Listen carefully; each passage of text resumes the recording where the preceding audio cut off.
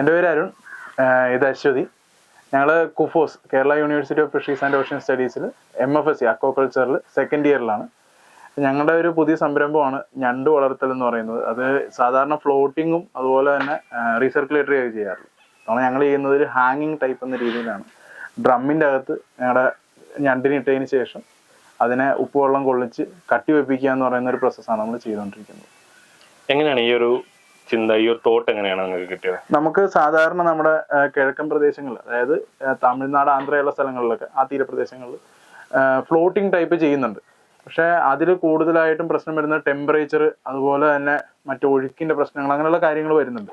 അപ്പം നമ്മൾ ഉദ്ദേശിച്ചതെന്ന് വെച്ച് കഴിഞ്ഞാൽ കുറച്ചും കൂടെ താഴ്ഭാഗത്തേക്ക് പോകാനും ഞണ്ടിന് കുറെ കൂടെ അതിൻ്റെ ശരിക്കുള്ള എൻവയോൺമെൻറ്റ് നിൽക്കാനുള്ള ഒരു സംവിധാനം ചെയ്തു കൊടുക്കാനാണ് ഉദ്ദേശിച്ചത്.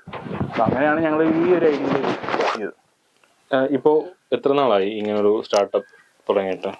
ഞങ്ങൾ 2022 ഇത് പ്രൈവറ്റ് ലിമിറ്റഡ് ഫേമായിട്ട് സ്റ്റാർട്ട് ചെയ്തതാണ്.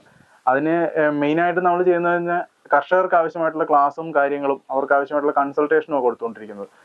ഇപ്പോൾ ഇത് ഈ സ്റ്റാർട്ടപ്പിലേക്ക്, അതായത് ഇതിന് നമ്മുടെ സംരംഭത്തിന്റെ ഈ ഒരു വെർട്ടിക്കലിലേക്ക് വന്നിട്ട് ഏകദേശം ഒരു 4 മാസം ആകുന്നു. അതായത് ഈ കഴിഞ്ഞ നമ്മുടെ ജനുവരിയിലാണ് ഞങ്ങൾ സ്റ്റാർട്ട് ചെയ്തത്.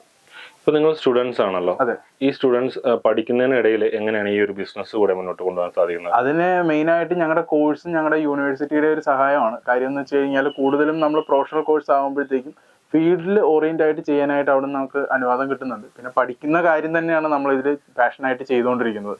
അതുകൊണ്ട് തന്നെ നമുക്ക് കൂടുതൽ സമയം ഇതിന് കണ്ടെത്താനായിട്ട് പറ്റുന്നുണ്ട്. നമ്മളെ സംബന്ധിച്ചിടത്ത് ഇവിടെ ഒരു 2 മണിക്കൂർ വർക്ക് ചെയ്ത് കഴിഞ്ഞാൽ ഈ ഒരു ഫുൾ ഡേ ഉള്ള കാര്യങ്ങൾ നമുക്ക് തീർക്കാൻ പറ്റും. അങ്ങനെ മെയിൻ ഒരു ദിവസം നമുക്ക് മാക്സിമം 2-3 മണിക്കൂർ മാത്രമേ ഇതിനു വേണ്ടി ചെലവഴിക്കേണ്ടി വരുന്നുള്ളൂ. ഇപ്പോൾ യങ്സ്റ്റേഴ്സ്, നോർമലി ഉള്ള യങ്സ്റ്റേഴ്സ് എല്ലാവരും IT കമ്പനി അല്ലെങ്കിൽ മറ്റ് ഫേംസ് അല്ലെങ്കിൽ UK അങ്ങനെയുള്ള ഓപ്ഷൻസ് ആണ് എടുക്കുന്നത്. എങ്ങനെയാണ് നിങ്ങൾ രണ്ടുപേരും ഇങ്ങനൊരു ഇതിലേക്ക് വന്നത്? ഈ ഒരു ഫാമിങ് അല്ലെങ്കിൽ ആ ഒരു തോട്ട് നിങ്ങൾക്ക് എങ്ങനെയാണ് മാറിയത്? ഞങ്ങൾ മെയിനായിട്ടും പഠിച്ചുകൊണ്ടിരിക്കുന്നത് അക്വാകൾച്ചർ ആണ്.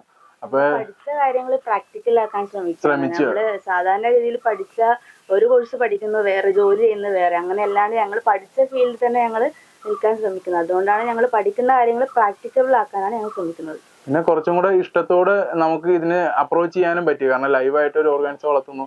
ഇനി ഇത്ര ഒരു ഫുഡ് ഇൻഡസ്ട്രി ആണല്ലോ, മെയിനായിട്ട് ഫുഡ് ഉണ്ടാക്കുന്ന ഒരു ഇൻഡസ്ട്രി, അല്ലെങ്കിൽ ആൾക്കാർക്ക് ഭക്ഷണം ഉണ്ടാക്കുന്ന കൃഷി ചെയ്യുന്ന ഇൻഡസ്ട്രി ആയതുകൊണ്ട് തന്നെ നല്ലൊരു ഡിമാൻഡ് എന്നും ഉണ്ടാകാം. ആ ഒരു പ്രതീക്ഷയിലാണ് നമ്മൾ ചെയ്തു തുടങ്ങിയത്. അതുപോലെ നമ്മുടെ യൂണിവേഴ്സിറ്റി ഈ കാര്യങ്ങളിലൊക്കെ നമ്മൾ നല്ല സപ്പോർട്ട് ചെയ്യുന്നുണ്ട്. നമ്മുടെ കമ്പനി സ്റ്റം സിസ്റ്റംസ് ആണ്, അത് കുഫോസ് തന്നെ ഇൻക്യുബേറ്റ് ചെയ്തേക്കുന്ന ഒരു കമ്പനിയാണ്. അപ്പോൾ യൂണിവേഴ്സിറ്റി സപ്പോർട്ടും കൊണ്ടാണ് ഞങ്ങൾ ഇതുവരെ ഇത്ര നന്നായിട്ട് ചെയ്തു പോകുന്നത്. ഇപ്പോൾ ഒരുപാട് പേര് ഈ ഒരു ഫീൽഡിലുണ്ട്. പാരമ്പര്യമായിട്ട് ചെയ്യുന്നവരുണ്ട്, അല്ലാണ്ട് ചെയ്യുന്നവരുണ്ട്. എന്നാൽ ചിലപ്പോഴൊക്കെ പലർക്കും പരാജയം നേരിടാറുണ്ട്.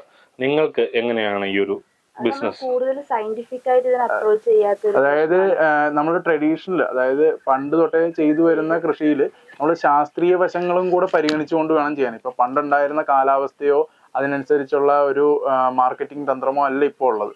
ശാസ്ത്രീയപരമായിട്ട് ഇപ്പൊ തന്നെ ഇതിനെ കൊണ്ടുവന്നതിന് ശേഷം നമുക്ക് കുറെ അധികം പ്രോട്ടോകോൾ, ഇപ്പൊ എല്ലാവർക്കും കൊറോണയ്ക്ക് ശേഷം ക്വാറന്റൈൻ എന്താണെന്നറിയാം, പ്രോട്ടോകോൾ എന്താണെന്നറിയാം. അപ്പൊ അങ്ങനെയുള്ള പ്രോട്ടോകോൾസ് ഉണ്ട്. ഇവർക്ക് ആവശ്യമായിട്ടുള്ള പ്രോബയോട്ടിക്, പ്രീബയോട്ടിക് പോലുള്ള സാധനങ്ങളുണ്ട്.